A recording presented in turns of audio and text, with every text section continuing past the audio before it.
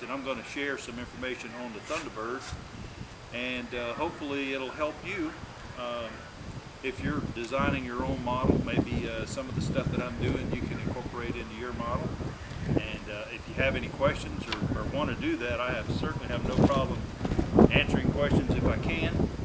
But let me first go over a couple of things. Now, with the ornithopter, this particular one being a Thunderbird, it is a little different than the ornithopters that I've seen in that it does not use an elevator servo.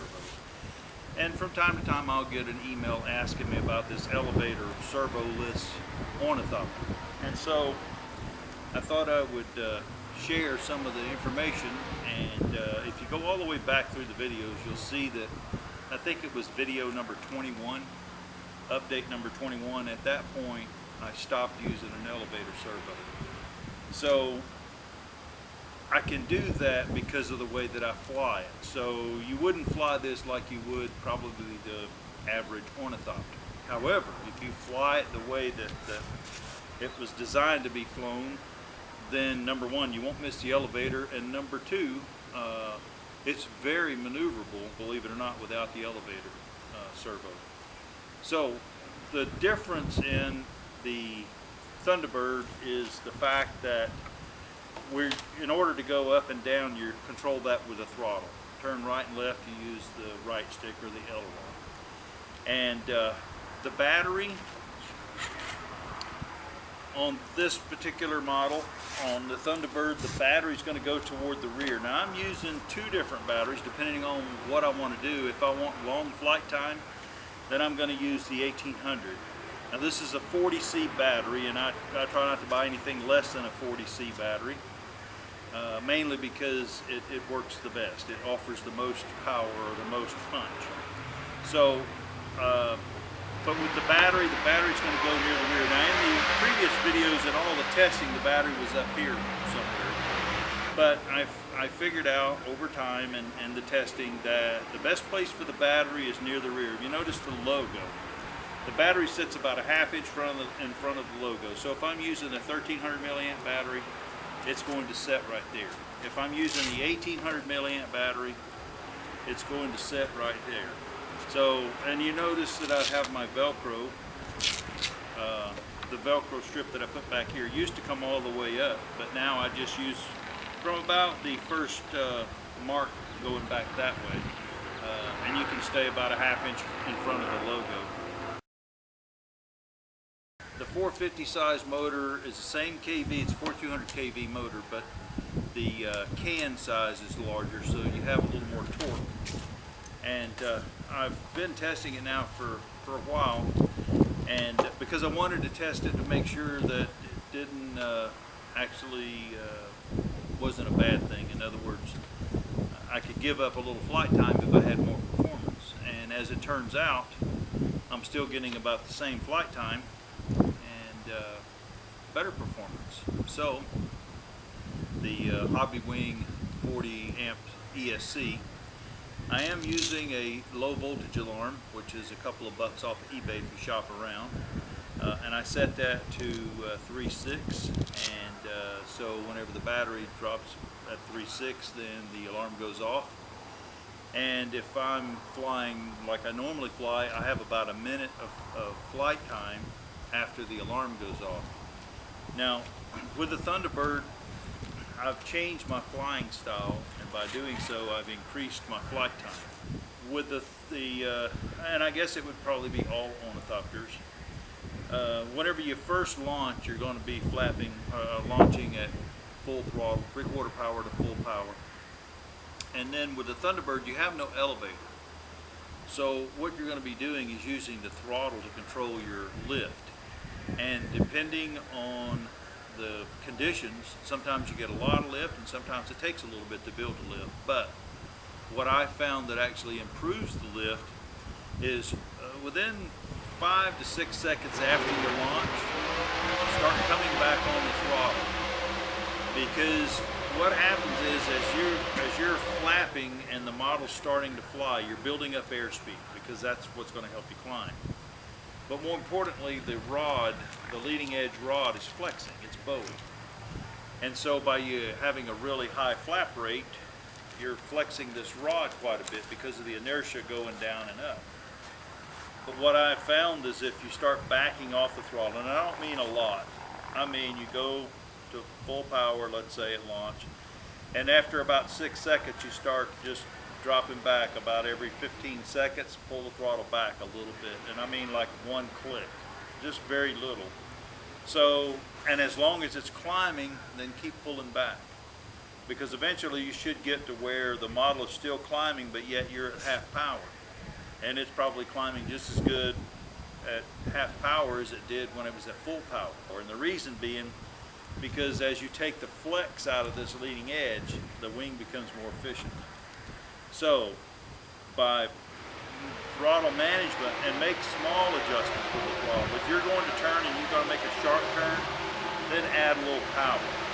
And if you're not making a sharp turn, then you could probably leave the throttle where it's at. A couple of weeks ago, it was really amazing because I had never done what I was able to do, not once, not twice, but 3 battery packs. I had a column of air, and I was able to fly into the column of air, and the ornithopter looked like it was on an elevator. It was really amazing, and I wish I would have been filming whenever this occurred, but I wasn't. But fortunately, I had a friend there that he knew I had built the Thunderbird, but it was really amazing to see what it was doing whenever I hit that column of air. And it was clear that whenever I was in the column of air, because the model would be flying, and the Thunderbird does fly fast, or faster probably than the average ornithopter, but whenever I hit that column of air, and remember I would bring back the throttle, so I would slow my flap rate, making my wing more efficient, therefore maintaining my lift.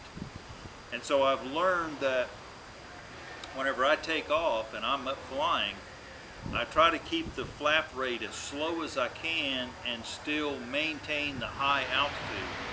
Because if I do that, whenever I find lift, the model is going slow enough that it actually go up.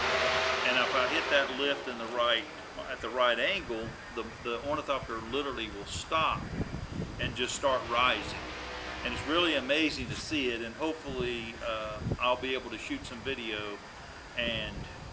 or actually have somebody else shoot the video, because I was going to try it today, but you really have to be paying attention. So I don't think I can successfully get the thermals or find the lift and shoot the video too. So, and obviously I'm the only one here today, or I could have somebody shoot some video, but I've flown a few times already, and I found that I can do the same thing.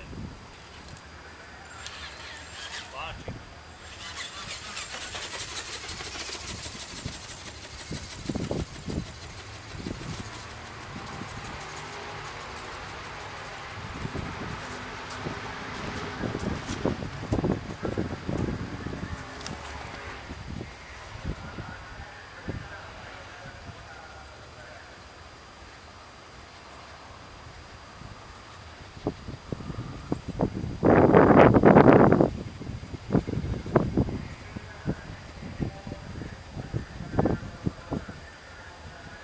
Now I've backed way out of the power. Maybe you can see there I'm at about half power.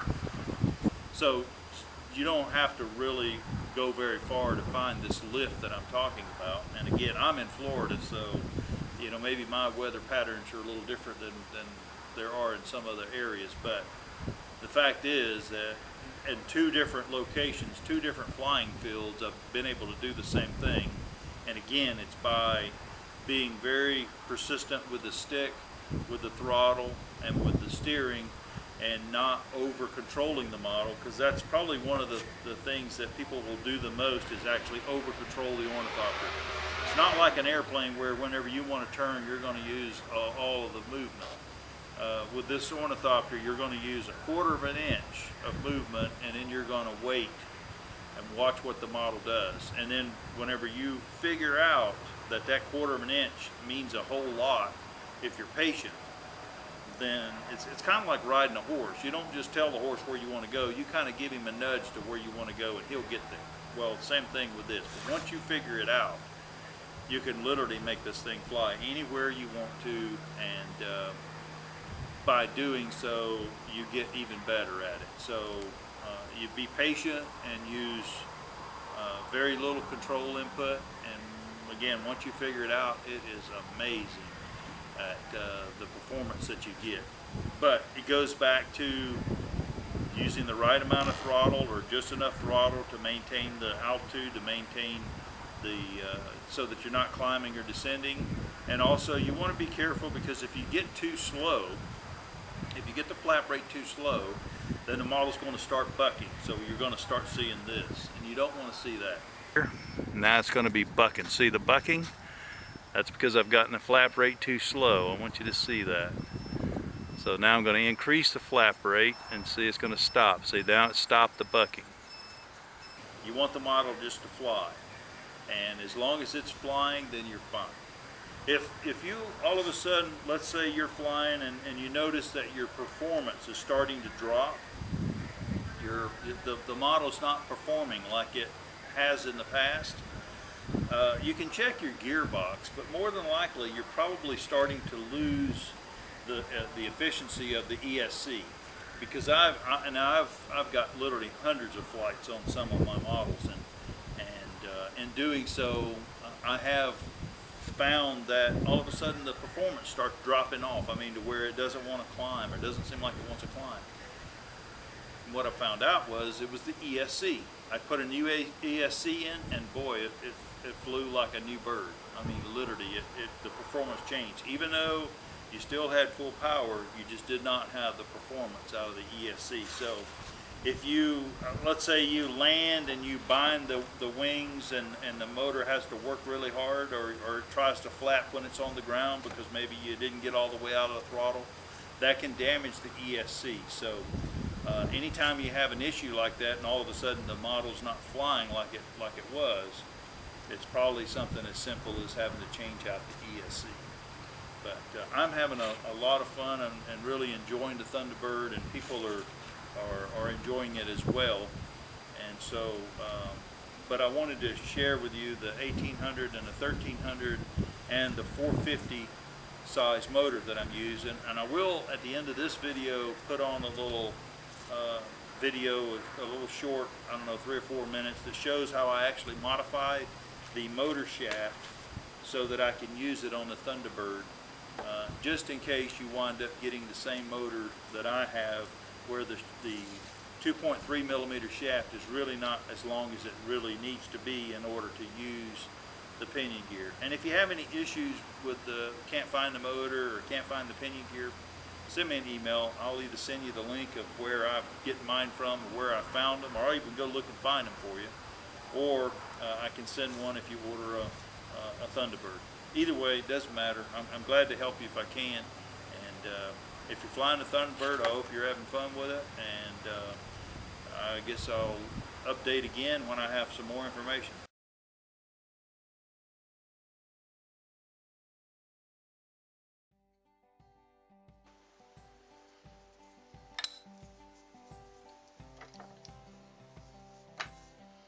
Here I'm just finishing up pressing out the shafts on some 450 size motors. Here's a look at the shaft before I start the next process, and you can see that I do have pinion gears of different lengths, and I could cut down that longer pinion gear, but even doing so, it would have to be really small, and the area in which the teeth are going to be used in the gear are actually to the left of the set screw, and I don't want the spur gear to run up really close to that area, because it'll be getting into the set screw.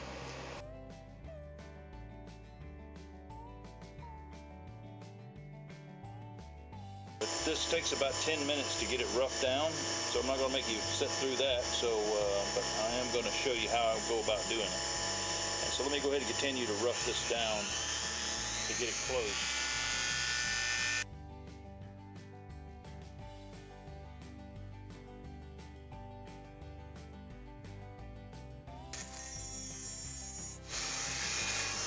Now, it's really important that you be patient whenever you do this, because if you overdo it, then your shaft is no longer usable.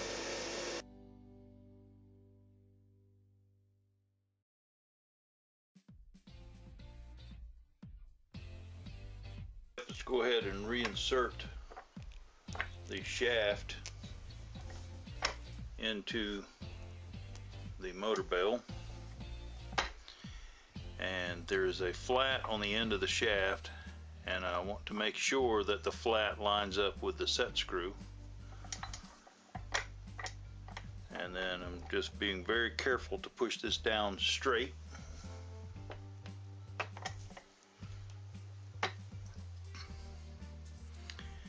And I want to also clear the set screw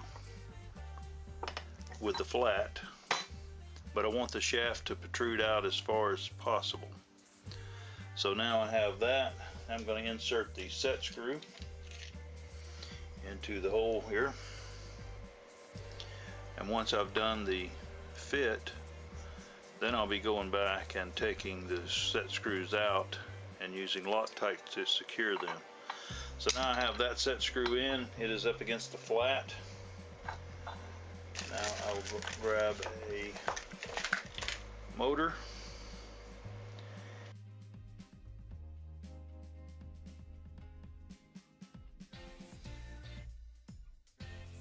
Got it in, and that fits really good. So now I will put the spacer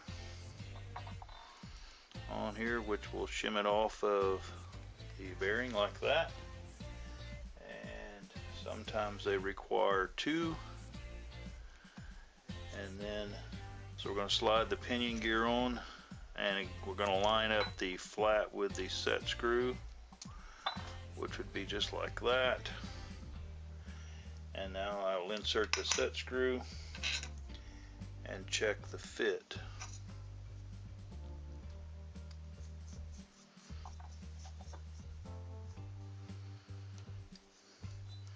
We want a little bit of play in the end bell, but you can see that I have almost a 1/16 of an inch of play.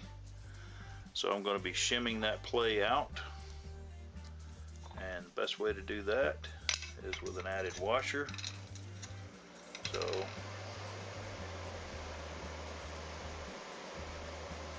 put a washer in place. Put the pinion back on. And now the pinion should be right at the edge of the shaft, and it is. And now I have very little motor play, and that's exactly what I want. So there's a look at how I go about taking the shafts and making those modifications so that I can mount the pinion gear, and now this would be ready to mount and use. Okay, here I'm going to try to give you a shot of the launch, and hopefully it'll stay in camera view because this one likes to climb pretty quick.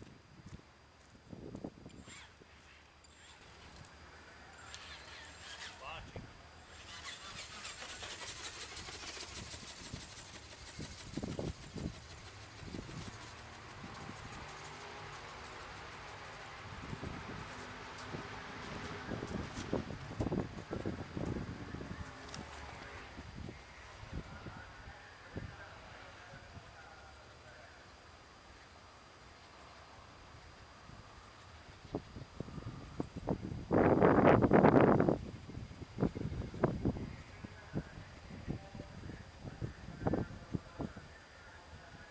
Now I've backed way out of the power.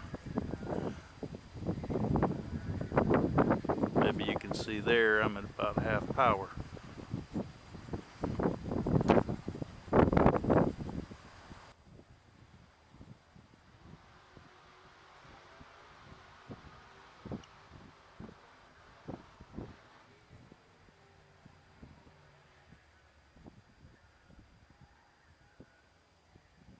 So now I'm just going to turn it into the wind.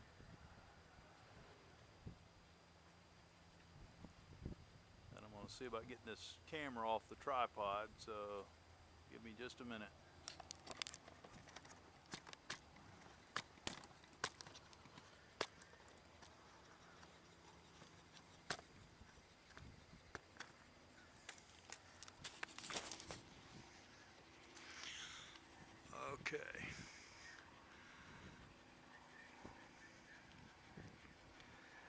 So now I'm just going to fly around, and the wind is blowing pretty good, but I'm going to very slowly circle around our field, and what I'm looking for is any lift. Now you would probably think, well, hey, you're not going to get any lift. It's the sun is not really out. So, but there is lift. There's lift everywhere, especially if you have a breeze. So, and notice that I'm going downwind now because it's flying a lot faster.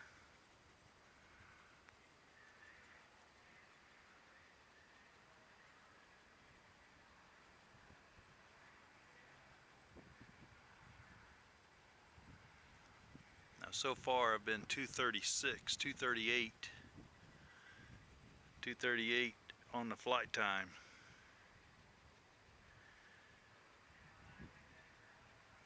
And now I'm going to climb, so I'm going to increase the power and she's going to climb. But I'm not increasing to full power. All I did was increase the power enough to make it climb, and as you can see, she is going up. And I'm still, actually I'm below 3/4 power. So you don't have to use a lot of power to climb, and that's the benefit of the 380 motor, or the 450 motor over the 380, is that if I want to climb, I can just advance the power a little bit and it will go ahead and go up like it's done. So I'm going to go ahead and continue.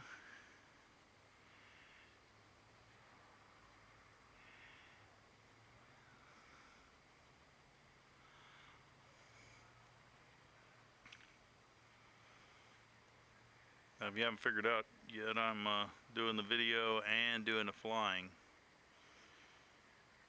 So I'm going to make a turn and come back. This is what I was talking about having good control. See, I've made a turn, now I'm going back into the wind. I'm going to let it climb up.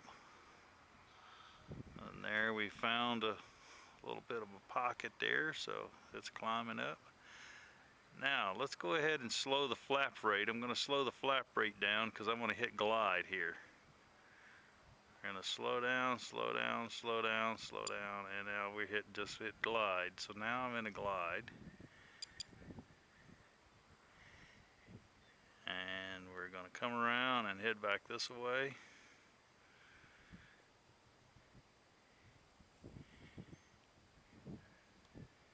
And now I'm going to go ahead and power up, and we'll continue and climb back up.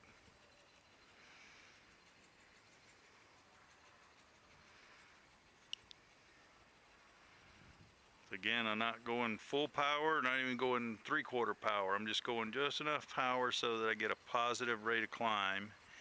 And turning into the wind, you can see that it's going to go up.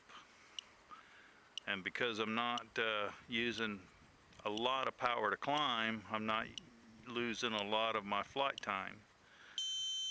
And that's the 5-minute alarm on my radio, so I've been up 5 minutes.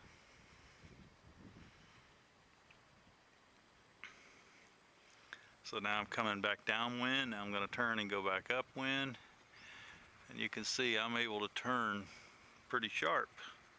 And again, using very little steering input, 1/4 inch. That's all you need. You just have to be patient when you use it. So now I'm looking for the headwind so that I can climb. And when you find it, it will go up. And again, I'm not using full power, just about almost 3/4. We could call it 3/4 power. Oh, and I see a couple of birds over there. So they may be coming this way thinking that I've found some lift over here. Because usually when I get up high like this, I do wind up bringing birds in, which is kind of cool. See, they're going to be coming over here. You're going to see them here in just a minute if they're not already in the camera view. So I'm going to go up there and join them, and let's see what happens.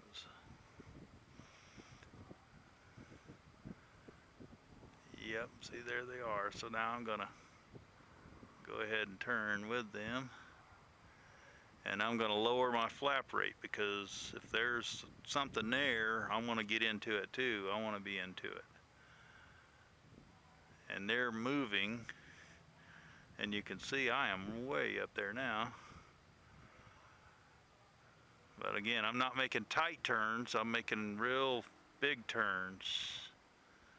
But I have found some lift because I have gone up, and I'm slowly bringing back the power.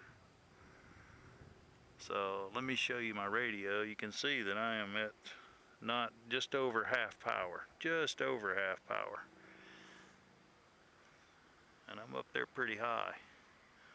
So now I'm going to turn and come back this way a little bit. And I'm going to leave my flap rate right there.